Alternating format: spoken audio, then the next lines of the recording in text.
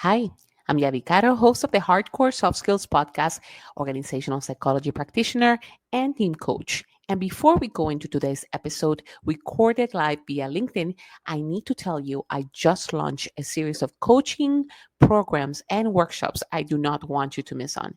So go now to my website, hardcoresoftskillspodcast.com/courses, and check those out. Now, let's listen to the episode.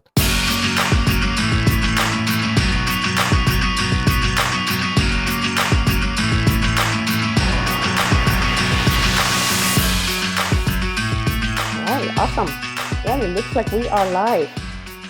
So thank you if people are joining us right now. This is Yavi Caro, and welcome to the Hardcore Soft Skills podcast in this live episode. I'm very happy to have a wonderful guest with me. We're going to talk a lot about issues that are very pertinent to the environment today. Elizabeth Lotardo, welcome to the podcast.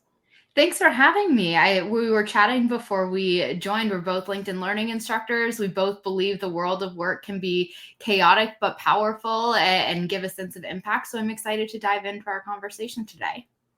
Thank you so much, Elizabeth. And one thing I want to mention, as you see in the background there, so you're the author, Elizabeth's the author of the book, Leading Yourself, Find More Joy, Meaning and Opportunities in the Job You Already Have, which is very interesting topic that I'm sure, particularly right now with a lot of tensions happening everywhere, we definitely need to find the joy in whatever the job that we're doing right now. And as you mentioned, you're LinkedIn learning instructor and also a contributor for the Harvard Business Review.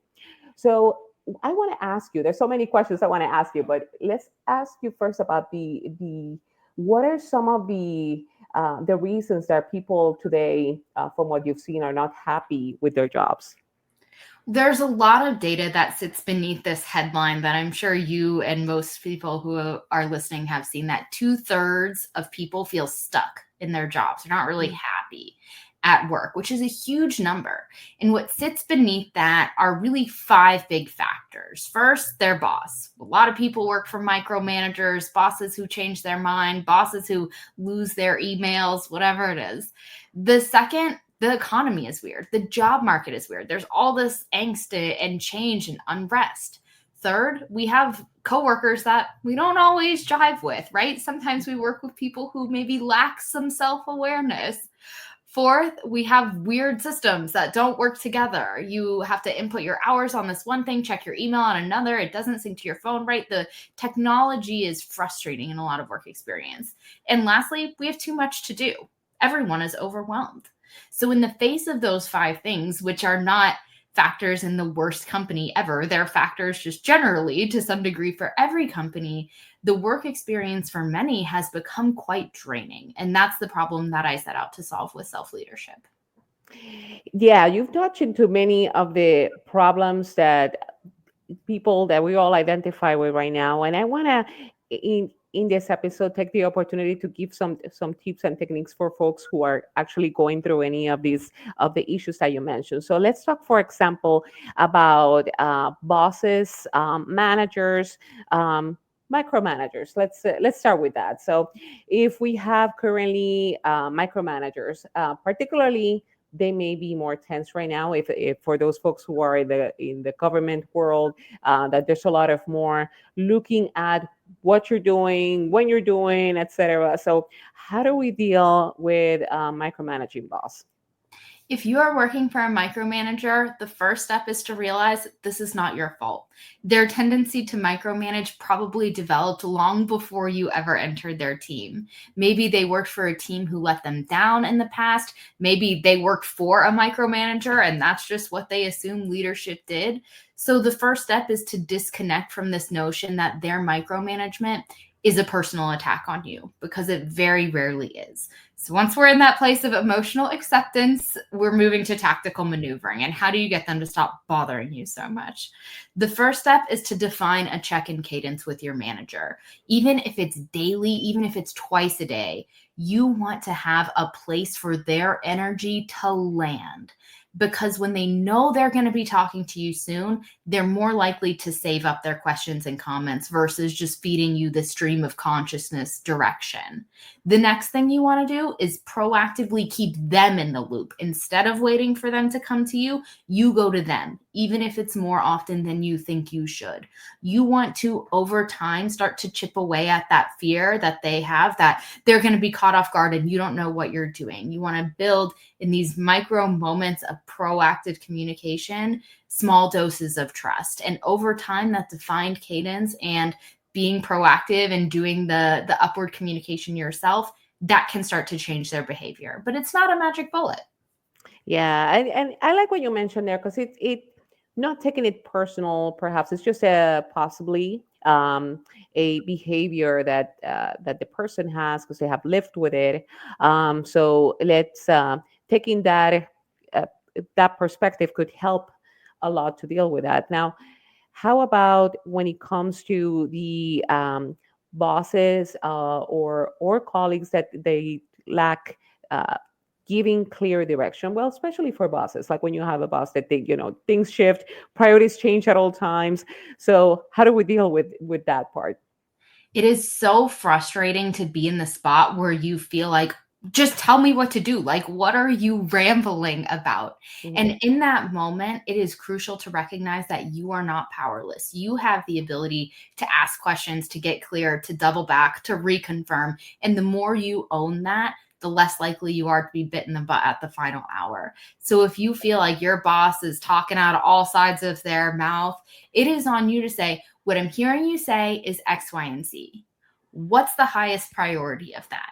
Or what I'm hearing you say is that this initiative is super important. To confirm, that means we're deprioritizing this other thing, right? Like, always make sure you are repeating their words back to them, because when they hear it, they're more likely to see the problem versus when they say it. So it is on you to be that mirror and let your boss be absolutely certain that what they're saying is what they mean. Yeah, that's a very powerful technique. When you repeat back, like it sounds very much like when you in therapy or in coaching that you repeat to the person. So you're saying this, and when you hear that from somebody else's mouth, it kind of starts giving you the clarity to dissect your thoughts and really identify. Okay, yes, this is what I'm saying, and this is the priority. So yeah, very powerful technique. And not like a psychological puppeteering technique, right? This is of Yeah, service to exactly. your boss. They are Hmm. overwhelmed. They might not have clarity from their boss. And when you Hmm. can be that self starter and Yeah. say, what I'm hearing you say is this, just to confirm, or what I think is beneath that comment is Y, to make sure we're synced up on the plan of Z, the more you can do that, you both benefit. Yeah, absolutely. Now, let's talk about change. Particularly right now, a lot of the folks here that I'm seeing, for example, on my LinkedIn feed, they're either going back to the offices, particularly if you're working the government, you must be in an office right now. So, how do we deal with change and embrace change? And I think I either heard on one of your learning sessions or on your book that says get um, get better, not bitter, or something along those lines. So yeah. So that line, you can either be bitter or better, is Yeah. something I learned from another fellow LinkedIn learning instructor and author, Cassandra Worthy. She has a methodology around what she refers to as change enthusiasm. And I am someone who's really reluctant to change. I don't like it. It makes me feel uncomfortable. So I've learned a lot from her and from other leaders in this space about how to shift my mindset, because we know change isn't slowing down. And the only person paying the price for being angsty and uncomfortable is me. So it's on me to change my mindset. And that's some of what I wrote about that journey in leading yourself. And I'll share with you a quick brain hack that really helped me. And this was developed by a mindset coach named Tessa Romero. And what she calls it is the "this is my chance" mindset. And what that phraseology does is it enables you to see an opportunity inside of changing circumstances. So if the roadmap of your department is completely changing, this is your chance to take on a more strategic role. If you're really worried that AI is going to jeopardize the future of your career, this is your chance to learn new skills. And the reason I suggest that is not to put this like toxic positivity spin on everything, because there are certainly very real challenges, but the ability to find, even in the face of a really big challenge, an opportunity for you, that's something that sticks with you for your whole life and has a major impact on your own mental health and your career success. Yeah, that's great feedback. But in terms of, and it addresses what you've addressed in the book, which is the self leadership, and how do we take more control of of our careers regardless of the circumstances. So what are some steps that we can be more proactive, that we could really, regardless of the job we have right now or the environment that we're at, that we can go ahead and start um, taking steps to become to own our roles and be a leader on our roles? There are a million micro actions that fall under the umbrella of self leadership, but the most important element is this core shift from focusing on what is, you want to move away from focusing on what is out of your control to focusing on what is in control. And that's timeless advice. It's been given by tons of people, phrased lots of different ways. But the way it shows up now at work is, instead of focusing on all the wrong decisions that your organization is making, you are choosing to focus on what is in your sphere of influence, your own mindset, your attitude towards these decisions, the irons you have in the fire, in which case they don't work out. Instead of focusing on all the ways your boss is frustrating, you're focused on, okay, well, what part of this relationship do I own? How can I lead up and change this dynamic? And again, this concept sounds simple in theory, to control the controllable, and it is easy to understand. It is more challenging to execute in the face of rapid change, in the face of frustrating organizations, and in the face of a lot of fear and anxiety, which so many of us are experiencing now. Yeah, and in those circumstances that we're trying to, find the good in our jobs, or take more initiative in the respective opportunities, what happens when we get a surprise performance review, or what is it called, the performance, like a reprimanding for the performance, basically, and it came out of nowhere. So from our perception, so that we think we're doing great, but perhaps we get that. How do we manage that? It's a frustrating experience, because a Hmm. lot of organizations talk about how they want new ideas and for everyone to take initiative, until people actually do that. In which case, they are often doubling back on a performance review that's, oh, you wasted too much time on this thing, or, oh, we see you hugely extended your efforts on this, but you only meet expectations because of these small reasons. And as an individual performer, that can feel really heartbreaking, because you put Yeah. forth your creative brain, your discretionary effort to doing something new and trying to add value. And in some cases, you're not rewarded for it at all. In other, worst cases, you're reprimanded for it. So the first step is to be a little proactive before you go investing all that time, energy, effort. Make sure that the upside of what you're suggesting is valuable, that your boss agrees to it. So often we run off on these tangents because we see the value, but it's not synced up to the organization. So get that proactive buy-in before we start. And then in the event you are still greeted with a less than stellar performance review, you want to zoom in on the behavioral element of that. It is easy for a performance review to descend into, well, our company didn't meet this big revenue target, so it's you individual performers' fault. There are so many factors that go into the KPIs on an organizational level. In a performance review conversation, you want the conversation with your boss to zoom in on your behavior and your behavior alone. So again, that two-sided approach of proactively making sure you're on the same page with your boss, that they are aligned to your outcomes, that those outcomes are valuable to the organization, and drilling into your behavior. What element of this do you own and what's in your control? Yeah, and when you're saying about the behavior, I think it's important to like have the specifics or data or things like that. Because let's say, for example, if it's a case of like hopefully it won't get to the point of personal attacks or anything like that, or like or the person is being trying to be gently pushed out of the environment. So how do we manage that aspect to make sure that within when it comes to our behavior that it's let's say more objective than subjective information? It's challenging, and there's a huge degree of, what is annoying versus what is garbage versus what is abuse. And I would never suggest that you tolerate a significant amount of garbage or any abuse in the long term. Those are different situations. Where I think the messiness starts to happen and feelings start to get hurt despite good intentions is when we assume everyone else wants the same thing as us. So when it comes to like ostracizing someone from the organization, most of these trace back to unclear expectations. And that is an outcome of a conversation that didn't happen. People not being aligned at the very start. So while the outcome is less than desirable, the solution to it is not to, well, you shouldn't ostracize me. It's 2 months earlier, get on the same page. But again, we never want to be in situations, workplaces or otherwise, that are repeatedly terrible to us.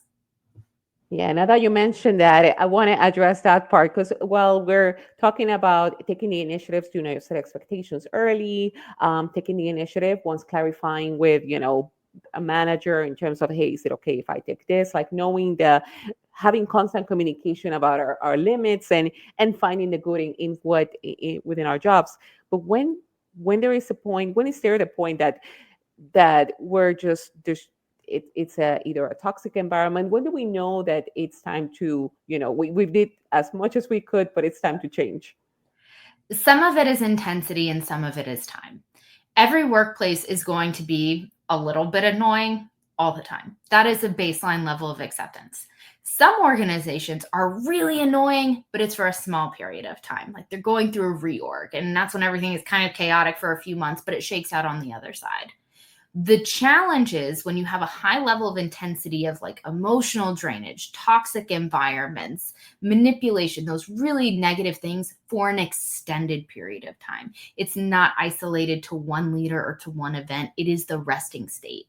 And I think over indexing on a bad time for a short period can be challenging. The truth is always in the long term. So pay attention to those repeated patterns, whether this is truly the resting state of an organization or if it's a bad leader, a bad time. These things happen. Organizations go through cycles. Yeah, it's key what you mentioned there that if it's a persistent problem in the organization, that it's time that we need to start looking elsewhere. Now, when it comes time that going through that journey, we've decided, hey, I need to make a change. I need to get out of this current situation. I need to find a new job. So how do we make, what are some good ways to make that change to in order to avoid something that we will regret later in either in a new field or a new job? How do we avoid that? Well, it's interesting you bring that up, and I'll point to the data from the Great Resignation on this. The Great Resignation, that talent turnover period of 2020 to 2021, a huge percentage of corporate employees left their jobs. And 2 years later, there was this big study that Harvard championed, I believe, that reported the majority of those employees who left during the Great Resignation felt that they left too quickly and they were better off at their old job. So the first piece of advice is don't make the decision in haste. Second, don't leave your job before you have multiple other things lined up. But beyond that, and that's pretty straightforward universal advice, I would say that if you're unhappy in your current role, you need to drill into exactly why to guarantee you don't make the same mistake again. Because what happened to the majority of those people in the Great Resignation is they left their roles in terms of like vague things, like it's not that emotionally fulfilling, it's not that challenging, not that great. And then they found another job and had the exact same or worse experience. So if you are making this move, planning to make a move, it is on you to identify what is the root of my unhappiness and how can I be positive that is not repeated in the next play. Whether it is, I feel I don't have enough growth opportunities, and that's what you're asking about in your next interview. Whether it is, I cannot work for another micromanager again, and that's what you're sussing out in the next interview. You need to drill into why you're unhappy instead of rolling the dice and probably getting a similar outcome again. Yeah, good advice. Because the case of what you're describing is sometimes the grass is not greener on the other side, um, in avoiding identifying really what was the problem with that particular role, and it kind of seeing those flags in the new possible opportunity. So, what are some good ways, particularly right now, because it's very challenging? Um, I log into LinkedIn and I see a lot more like open to work banners. And how can we distinguish ourselves to, be differentiate us from multiple candidates when it comes to finding new opportunities? Some of this is in the applying process and the mechanisms, and some of it is in your personal branding and positioning. So the applying process, thanks to AI, has gotten a little bit cloudy. We know the validity of a lot of job postings. It's not what it used to be. We know the volume of people applying to jobs is greater. The ability to optimize your resume for a specific job instantly by uploading your resume and the job posting to ChatGPT. The filters are getting a little bit clogged in a lot of these platforms.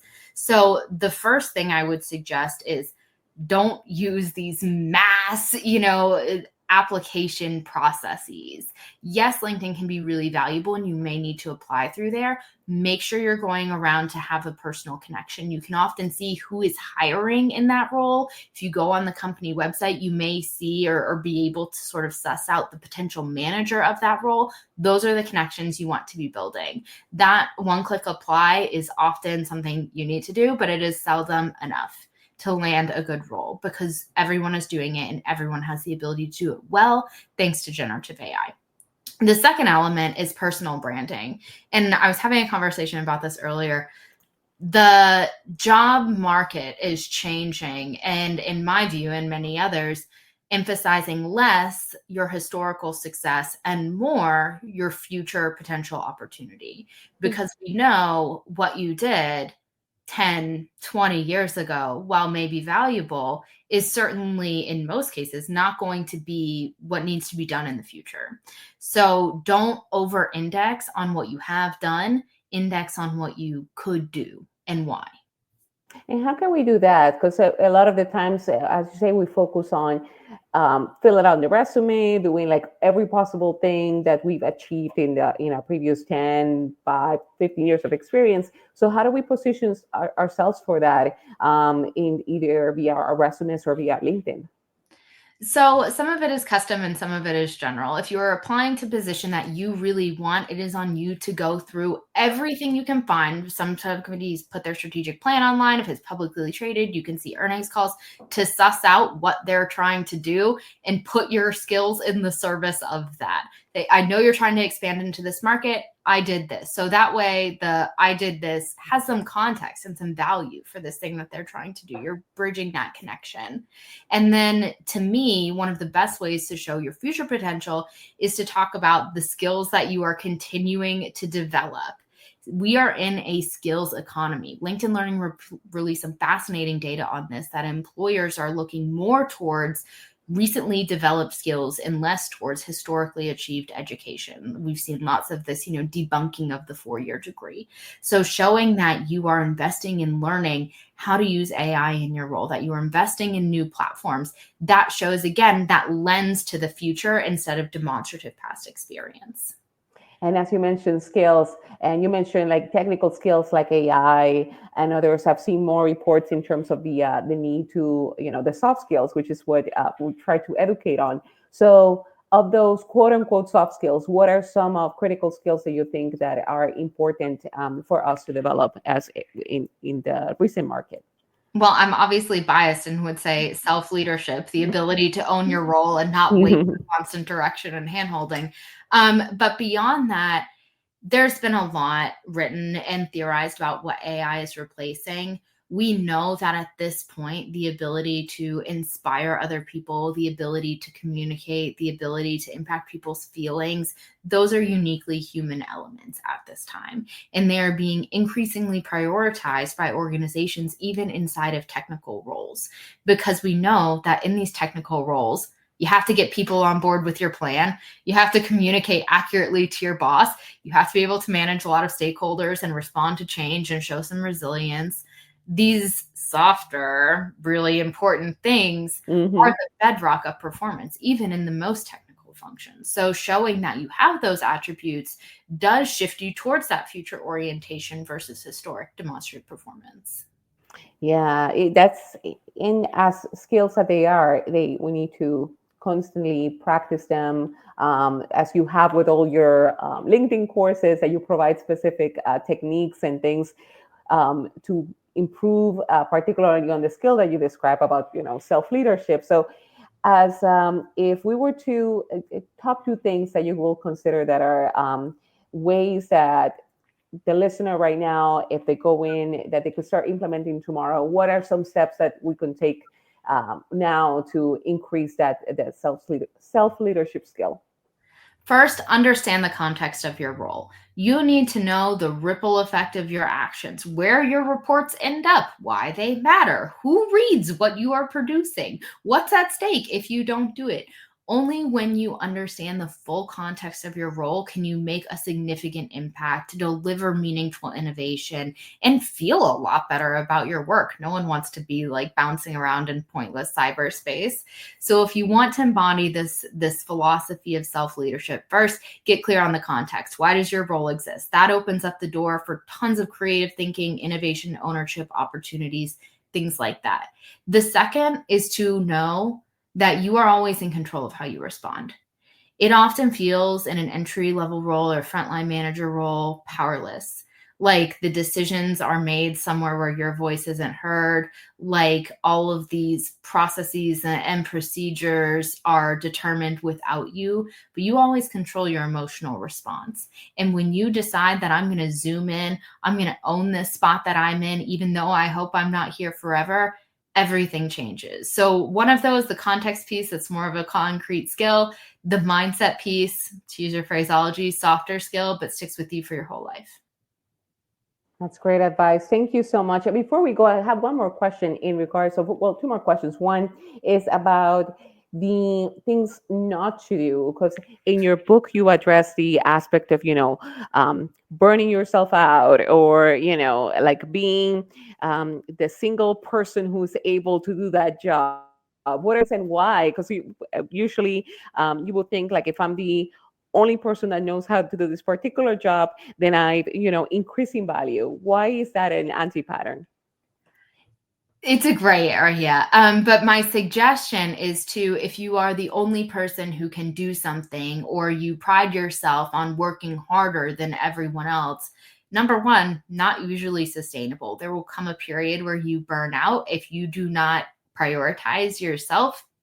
Yourself will prioritize for you, and there will be some kind of crisis that puts work in the backseat. Secondly, when you're the only person that can do something, you limit yourself in terms of opportunities. If I'm the only person that knows how to use StreamYard, for example, I'm going to be in charge of StreamYard forever. And we have this false belief that if we can guarantee our organization needs us in that spot, we're safe. But the reality is that spot may not exist forever, and we've only been able to do one thing. And in the meantime, we're limited to that spot. So being sure that you are putting irons in the fire in terms of your skill set inside and outside of your organization safeguards you against some of this career turbulence that we're seeing right now. Yeah, thank you so much for that advice. And that's a great point, because if you are the only person knowing how to do something, the doors that you may close because they think, what's the risk of removing Yadi from this particular role when we can, we need another person to do this other thing. So it's limiting our possibilities. So that's a great point of view on that. Well, how can people then get more information? I highly recommend the book because it provided a lot of practical advice. But if people wanted to reach out to you or have any questions for you, what's the best way to do so? You can follow me on LinkedIn. My in-mail inbox is open. My book is everywhere books are sold. And I too go live on LinkedIn with tips on how to make the job you already have a little bit better. Well, thank you so much, Elizabeth, for joining me here today and for the great advice that you share. Thanks for having me. All right.